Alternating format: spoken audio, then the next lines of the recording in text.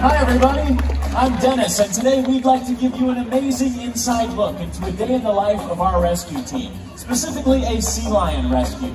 SeaWorld's goal is always to rehabilitate rescued animals, giving them a second chance at life and return them to their ocean homes. Hopefully today you will learn how you can help an animal in distress. So what do you say? Are you ready? Great! Ladies and gentlemen, please welcome SeaLion and Otter behaviorist, Taryn. Thanks, Dennis.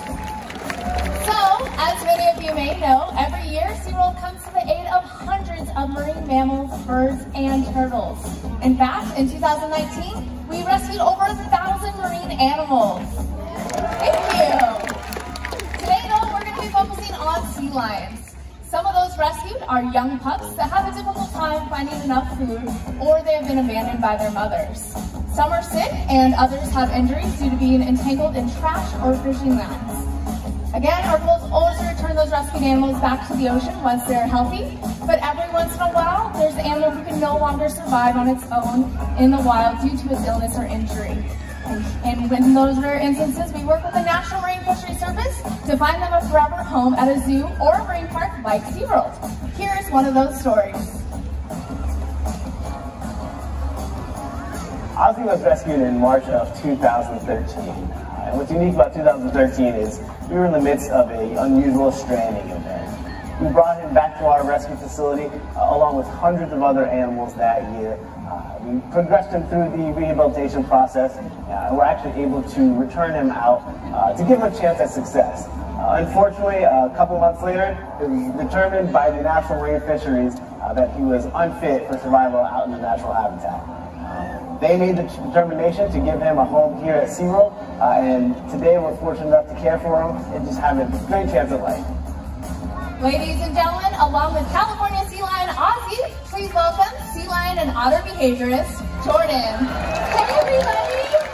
So as Taryn said, this is California Sea Lion Ozzy.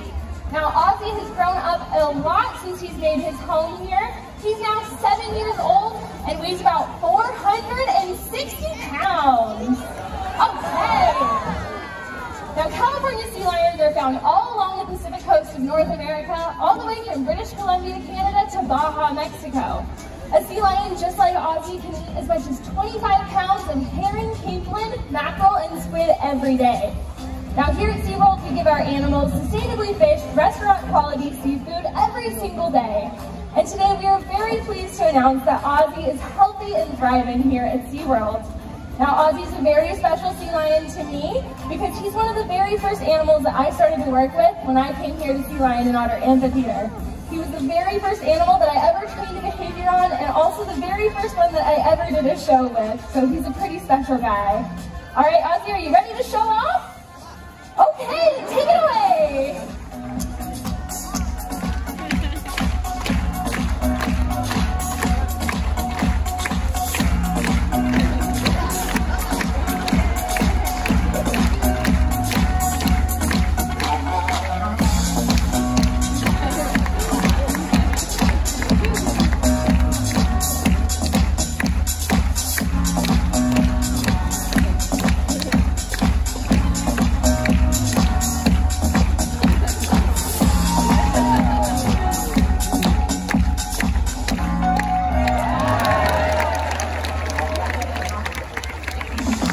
Behaviors like those we just saw are exhibited by healthy animals that don't need our help. The first thing the rescue team learns is the difference between an animal in need of assistance and an animal who is exhibiting natural sea lion behavior. That's right. So how many of you guys have had the opportunity to see a sea lion in the wild? Anyone? All right, a lot of people. Great. So Ozzy and I are going to demonstrate some of those natural behaviors that you might see a sea lion doing. Now, this one is probably the most important one, most important to me too. It's pretty cool, so get your cameras ready. Sleeping. Okay, that's right. Yeah, sea lions love to sleep. You might see them sleeping up on land, you might see them on docks or on buoys, or up on big cliff faces. Now, sea lions can also sleep standing up. Let's see if we get this, Ozzy. Stay. They can sleep standing up just like that. Looks pretty comfortable, right? Now, sea lions obviously are fantastic swimmers, and they can swim up to 13 miles an hour. Let's show them, Ozzy. All right, let's see how fast he can swim. Okay, great job, Ozzy. All right, now, after he's swimming around a lot, obviously he's gonna get pretty tired, right? So, oh, lost a fish. Bye. So, okay, you might see them relaxing in the water, and they'll just raft and float and take a little break and catch their breath. Now, you also might see them with their flipper up out of the water like this. Now, we think it's a pretty great shark impersonation, right?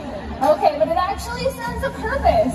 So by sticking that flipper up out of the water, they're able to expose those red blood cells right underneath their skin to the sun, and it can expand or dilate to soak up that sun or cool off their body. So it's kind of like if you guys are underneath a really warm blanket and you get really hot, you just stick your leg out, right? That's exactly what they're doing. All right, back to you, Dennis. Thanks, guys. Now, what happens when you see an animal doing something other than some of the natural behaviors we just showed you? So many times we get calls from law enforcement, lifeguards, or folks just like you telling us that there is a sick or an injured animal somewhere. Now, sometimes people may think that an animal needs assistance, but in reality, the way that animal is acting is completely natural. Just animals doing their own thing, so to speak. You might actually hear phone calls from our SeaWorld Rescue team like this. That's the SeaWorld Rescue phone now.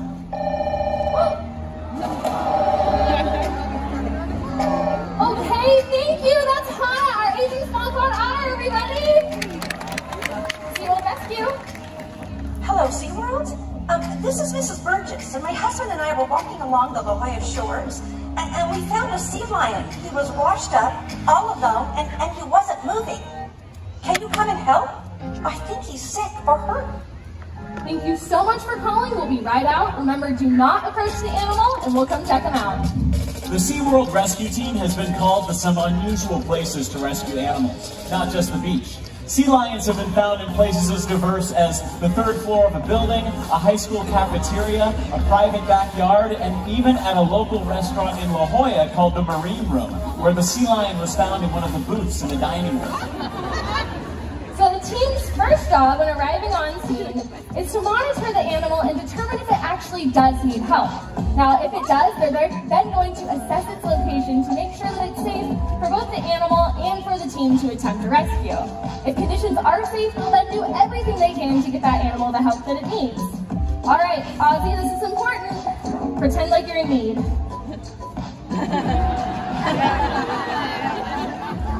The team will approach the animal very carefully and do another visual inspection to ensure the animal really needs help. Remember, if you are ever in the same position as Mrs. Burgess, never approach the animal. Under the Marine Mammal Protection Act, it is actually illegal to approach a marine mammal in the wild in any way if you are not part of the Marine Mammal Stranding Network. Much of the time, animals like this need our help because of human interaction, such as entanglement and encroachment upon their natural habitat and pollution. Well, that sea lion obviously didn't need any help. And that actually happens a lot of the time. But when an animal does need medical assistance, the team will transport them back to our Animal Health and Rescue Center for a checkup by one of our veterinarians and begin its treatment and rehabilitation. When an animal first gets brought back by the rescue truck, they typically will go into the critical care unit first. They get their initial assessments, their initial treatments. Basically, we're trying to figure out what's wrong with that animal. The most common are like an emaciated pup, which is basically a skinny baby animal. With shark bite wounds, we see animals that have certain diseases, ingested trash, animals that have fishing hooks of various parts of their body, animals that have gotten hit by boats or otherwise impacted by humans. So their initial treatments can include any medications we think they might need right off the bat, fluids, nutrition that we think they might need, and then any wound care. In the following days, we try to get them to a point where we think they're nice and hydrated and nice and stable, to where we think that we can do kind of further investigation into their medical problems. So we usually get a blood sample on day 2 and 3. We can bring them to the hospital and do x-rays or radiographs on them. We can do endoscopy. Rehabilitation can take anywhere from a couple days to weeks to months, and the goal is always to return them to their ocean home. However, there are certain animals that cannot be competitive in the wild, and when that case happens, then it's up to the National Marine Fisheries Service to make the final determination of whether that animal is truly non-returnable. And then at that point, we would make sure that that animal finds a forever home in a zoological facility. That was one of our SeaWorld veterinarians, Dr. Kelsey Herring. As I mentioned earlier in our presentation, the goal of the rescue team is to rescue, rehabilitate, and return animals back to their ocean homes. And over the years, there have been some amazing stories to share. Rescued sea lions, now back home in the Pacific Ocean. Attaboy. SeaWorld released them today. He's the 73rd sea lion, rescued in 2019, and Tuesday, he returns to the ocean. The rescue team here at SeaWorld brings the sea lions out into the middle of the ocean, about an hour away from shore. So when they return, they're with other sea lions and have plenty of food. SeaWorld San Diego's Health and Rescue Center took them in and rehabilitated them. The pups got a clean bill of health and doubled their weight before being released. So far this year, SeaWorld has rescued over 600 animals, including 137 sea lions. That's the best feeling in the world. It's time to go home, guys! Back to the wild! So in 2012, we picked up this very small sea lion at Mission Beach along the boardwalk.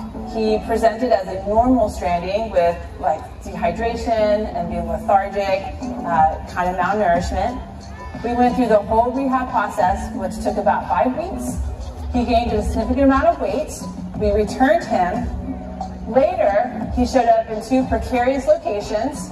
One was at La Jolla Shores and one was at De Anza Cove at the maintenance yard. National Marine Fisheries Service made the final determination that he was deemed non-returnable. He earned his name Jay Walker because he kept crossing the streets and finding himself in unique locations. Today we just call him Jay. Okay.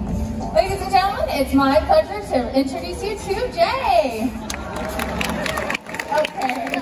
Jay is now 8 years old and weighs an impressive 348 pounds. Very good. One of my favorite things about Jay is his sweet and gentle disposition. Because of that, he's actually one of the first animals that trainers learned here at SeaLion and Otter Amphitheater, and he's actually one of the first animals I started to work with. So also, Jay knows quite a few behaviors here ever since he got to come live here at SeaLion and Otter Amphitheater. He actually plays the role of Seymour during our week show, Sea Lions Fly. But one of the most important behaviors we can train any animal at a zoo or marine facility like SeaWorld is husbandry behaviors. What those are is any behavior that helps the animal take part in their own health care. So for instance, one big thing as behaviors, we have to check our animals every day. We have to take a look at them, make sure they're healthy, make sure everything's looking good. So one way we could do that is ask them to lay down. Oh wow, that was very fancy, Jay. Okay, stay. And just take a look at their bodies. So we can walk around them, take a look at those flippers. When they get more comfortable, we can even start to touch them. Okay, so we can also ask them in the water. Okay, Jay, to line up. And they'll hand us their flippers. We can take a look at those. There we go. Very nice. Okay, good job. And of course, we want to check other parts of their health too. So for instance, inside their mouth, just like us, we go to the dentist. Want to make sure our teeth and gums are healthy. We can just look in there. Show them. Oh, that's very cute. All right, so those are a bunch of different husbandry behaviors we could work with them. Once they get older and a little bit more experienced, we can even do some more advanced things. So, for instance, when we need to go to the doctor for a checkup, they might do something like test our blood and check that out. Some of our animals actually will voluntarily let us take a blood sample for them, which is very helpful not only to the animals here in our collection, but it actually helps us as behaviors and researchers help those animals that we do rescue out in the wild, so we can collect that data and use it to help those animals in need. Very nice. And then of course I love to swim. He loves to play. All right, everybody, that's Jay. There are many ways all of us can help animals like Jay. One is to remember to keep our beaches and waterways, their homes, clean, and properly dispose of your trash when you visit the beach. Our actions will have a positive impact on the ocean ecosystem and the health of the animals that live there.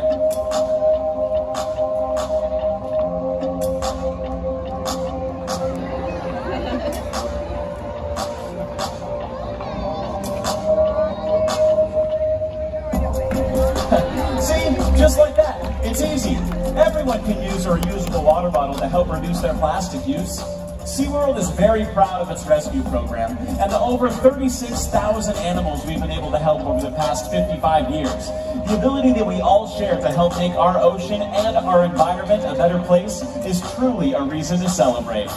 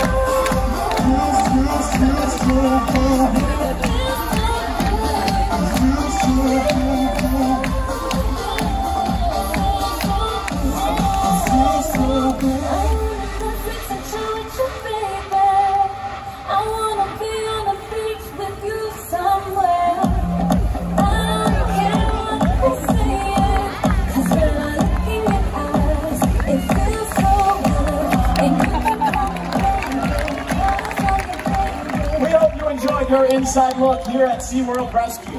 Our behaviorists will stick around if you have any other questions, and we hope you have a great rest of your day here at Inside Look at SeaWorld. Goodbye!